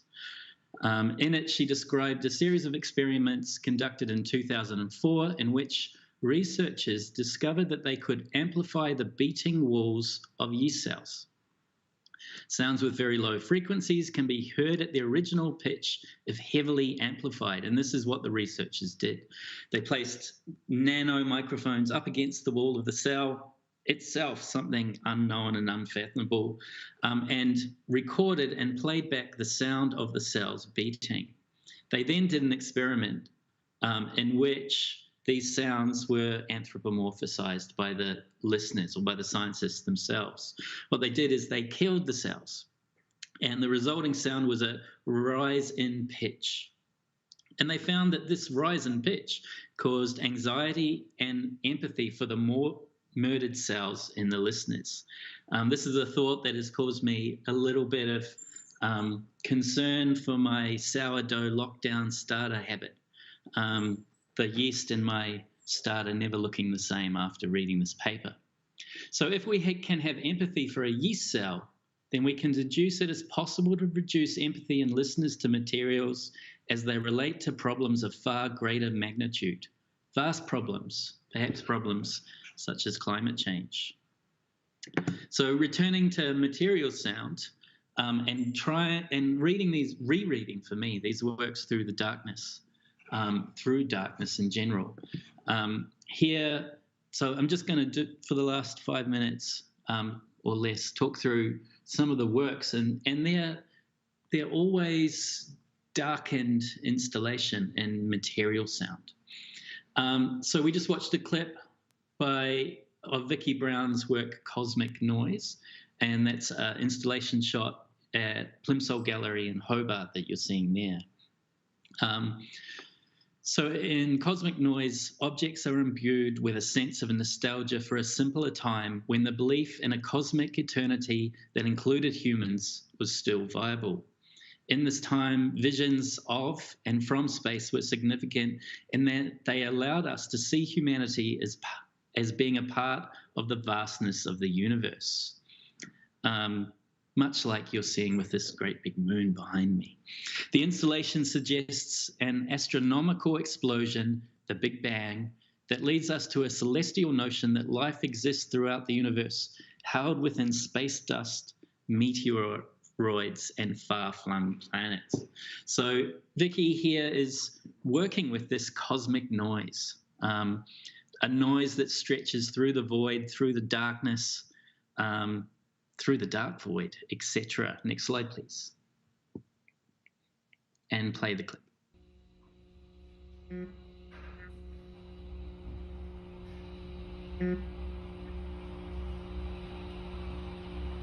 So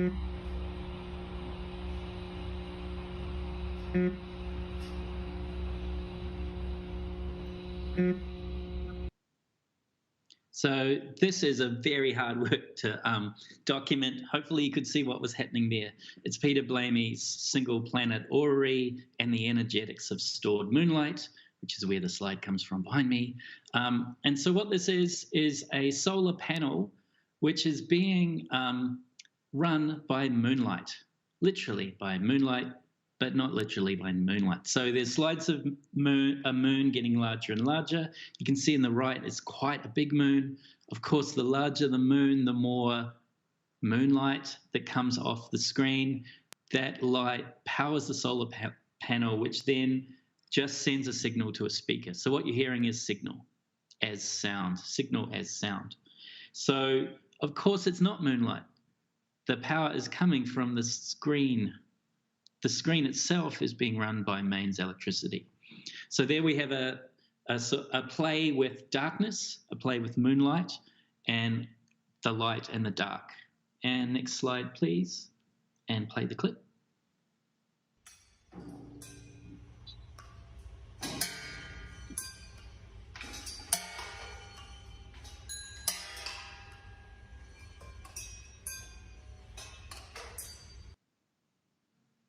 So this is a work by Ross Manning, Brisbane-based artist Ross Manning, Pixel Points. So in this work, which is in another darkened space, and again, all of these last three are at Plimsoll Gallery, Ross is working with a kind of a critique of media art. He is using fans, cooling fans from a data projector to push around these cables, which at the end have LED lights, and they bump and bang objects as they move around. And the idea is that these lights seemingly float around, and as they float around, they hit things, hit discrepant objects. I can talk about this work for a lot longer, but I have basically run out of time. So to finish, in curating material sound, I've spent time thinking about the relationship of sound to materials. And then recently thinking here about the dark and the light, the unknown and the unreachable. By listening to the dark, we learn about stuff in the material world that is unseen and unseeable. And I think there's just an interesting little twist there for me about listening in the dark and the unseen and unseeable, because we can't see in the dark, but we can hear in the dark. Thank you. Thanks, Caleb. We have about 15 minutes now for questions and discussion. Please, all out there in the audience around the world, feel free to post questions on YouTube, and they'll be relayed to me to pass on to Lawrence and Caleb. Though note you will need to log in to do so. I'll get us started meanwhile. We've focused today on curating sound in galleries, and as I mentioned in the introduction, they can be difficult spaces to work with sonically. What do you each find you gain from working in galleries? I've raised some of the issues of working in galleries, but I'm interested in what you find you gain from that context. Caleb, would you start? So I have a take that I talk about in gallery sound very explicitly, that there's a lot of rhetoric around how poor gallery spaces are for sound. We hear it all the time, that they're hard-edged, hard-surfaced, bouncy, reverberant, echoey, etc., etc. And that's true, of course. But I don't think that's the end of the story.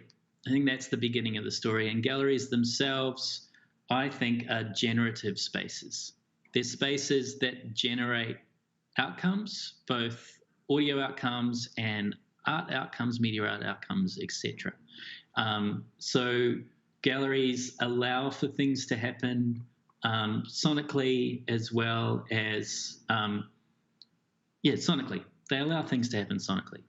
And I think that's a super important thing to keep in mind when we when we're hearing the sort of repeated negative critiques of galleries and sound. Thanks, Lawrence. What about you?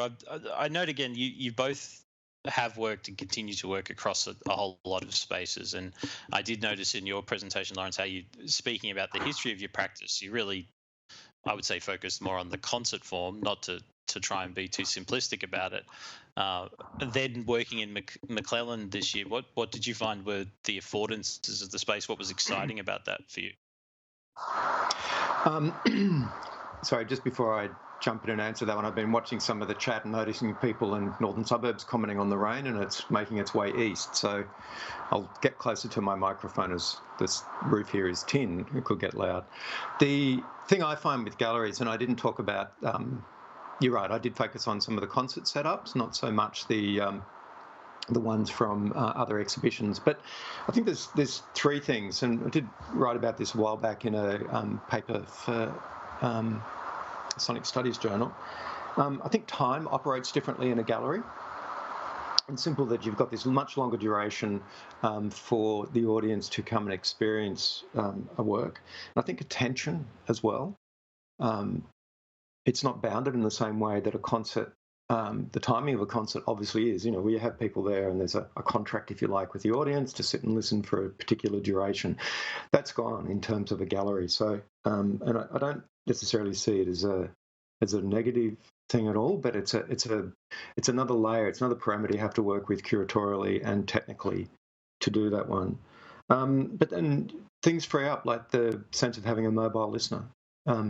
You're not stuck in one seat for the duration of the performance or the work. You can move around and take up a different perspective in that way. So it's much less prescriptive than a concert setting. So look, it's a set of trade-offs. In a hall or somewhere like the salon that I showed, yes, you've got great acoustics and things like that, but we very rarely spend much of our lives in places that sound like this. We're constantly traversing different acoustic environments and conditions. So I just think a gallery is another one of those, and you work with the conditions that you're given.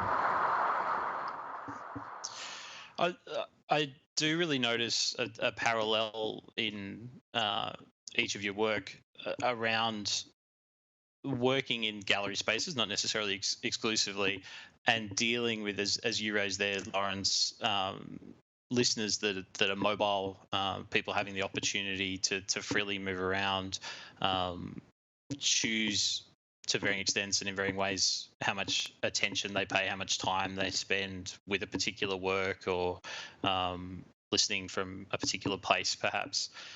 How do you think about that, Caleb, in your work? I mean, you've had the show Material Sound traveling around multiple galleries here in Australia, and as you detailed today, the Black Mountain take on it as well. There's works that are common to those shows. There's a bit of variance. There's obviously, there'd be different staging in the different galleries. How do you approach that curatorially? I think about orchestration of the space. So back in 2012, I did a show called Soundfall in Dunedin, New Zealand, and the gallery gave each artist their own space, which I wasn't very happy about at the time, because if an artist has a single space, they think of it as their space. But each of the artists encroached on everyone else's space because sound moves around walls and so on. So something I had in mind with Material Sound is this idea of orchestrating the space. So I think about it a little bit like if you're listening to a band. So when you're listening to a band, you can hear all five, let's say there's 5 people in the band, you can hear all 5 performing one piece. But then you can change your attention to, let's just say, the bass guitar or the rhythm guitar or the drums. You can turn your attention and just listen to that single instrument. So in Material Sound, if you stand in the middle of the space, any of the spaces it's been at, you can hear all of the works all of the time, or most of the works all of the time. But then you go into one space or into one part of the gallery and you can focus on individual sounds coming from that.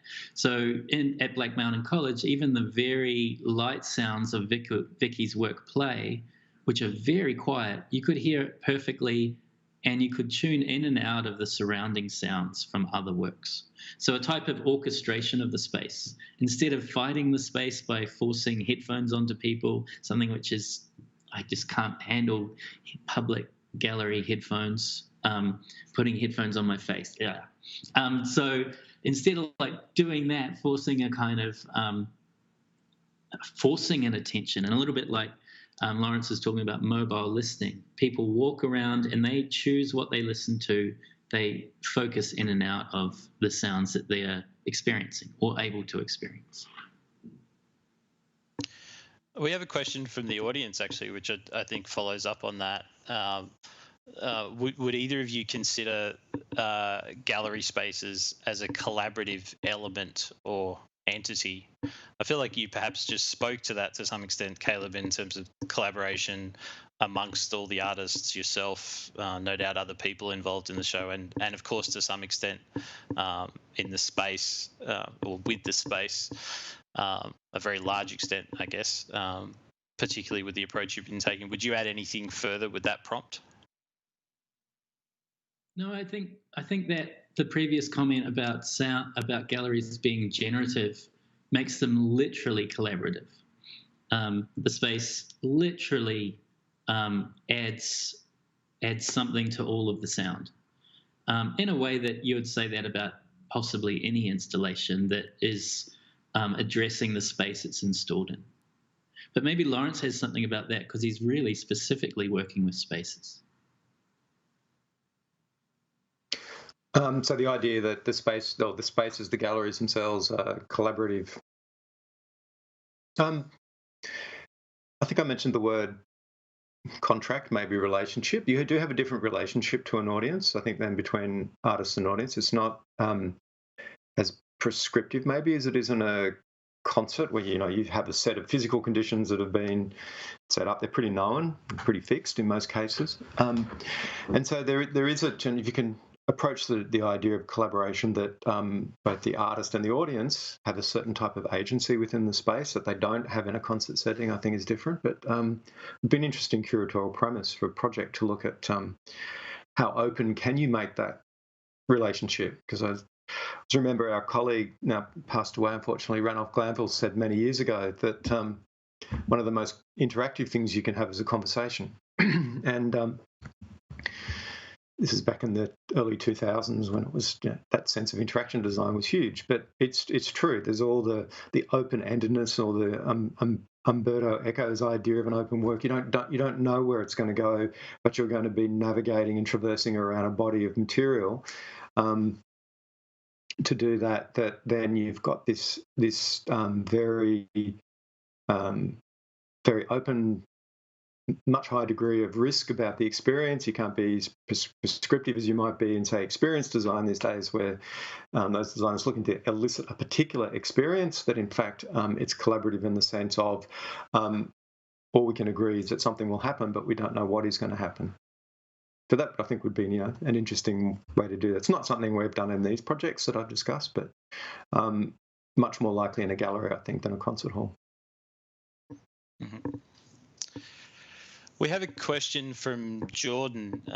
He points out that you both focus on sound, but there are also other elements, especially visual, in the shows you curate, sculptural material, etc., lighting, and there's also clearly consideration from both of you of the kind of performative body or bodies in the space in many different senses. And he asks, how do you each approach other sensory elements when curating the exhibitions? Are the decisions around them all kind of focused on sonic results, or these other elements considered and developed more equally or together? Lawrence, would you speak first, please? Yeah. I suppose I've tended to think more about the orientation of the listener in relation to the sound source than, say, the visual. Or having been embedded, the sound designer embedded with designers for the last nearly 20 years, I've learned a lot about the visual, but obviously through that experience and collaborated with a number now on exhibitions and other projects. But I suppose I would tend to make that a minimal intervention in some ways. I know Caleb's talking about the dark, but I've never been a fan of listening in the dark. I think it just evokes a whole lot of other neurological processes deeply embedded with us, and not necessarily ones about being receptive to the work in that one. Not saying don't do it, but it's just a different reaction in that. So I suppose then ambient lighting conditions are important within that, but not going to full darkness, just a way of being able to foreground what that sonic experience might be. Caleb, I saw you shaking your head. I feel like I know some of what you're going to say, but how do you think about it? The shaking the head wasn't just then; it was earlier on. In that, just in terms of what Lawrence said, that these works aren't in the full dark. They're not the sort of Francisco Lopez darkness. They're low lit. So yeah, I would also agree that pitch black is a very specific thing, and artists, someone like Thembi Sadell, uses the pitch black as a conceptual kind of tool, rather than just the darkened, I don't know, closed-eyed listening or something. But what I was shaking my head about, or agreeing with, maybe I was shaking and nodding at the same time, is sound is, in this conceptualization, but just in generally, sound has to have a material. You can't have sound without a sound event, even if that is the cell walls of a yeast cell. Even if it's the speaker. The speaker is a very physical thing with loads of material impact from the copper and the copper mines, from the electricity and the coal generators, all the way through to, I guess, the cardboard that lots of the speakers have cardboard. So that even a speaker is a material thing. And then certainly within a contemporary art practice, a gallery practice, all of the artists I'm working with are working with these materials and making us think differently about those materials through the art practices. And Vicki Brown very explicitly says this in a few times in interviews, which she's thinking about materials as a sculptor. She has a background as a sculptor. And she's thinking sculpturally and installation-wise about materials and about making us think about those materials by hearing them. So when I'm curating these shows, I'm thinking about installation practices, art practices, gallery practices, and so on, as much as I am thinking about the sound. This really obviously speaks to our theme for today, more than sound. Perhaps not just sound is never in itself, as has come up a few times, but sound is never on its own. We are pretty much out of time. There's one final question, which is a brief one for you, Caleb, from the audience. Can we get a link to the Screaming Yeast recordings? Get a link to this. I don't know. The thing is, it's not screaming yeast. It's just that as the cell is dying, it gets excited, and so the cell wall vibrates quicker, and so the frequency rises, and that's the anthropomorphizing thing, that the listener is literally anthropomorphizing the pitch heightening as screaming. It's not screaming, it's a cell. Well, what about ecstatic yeast?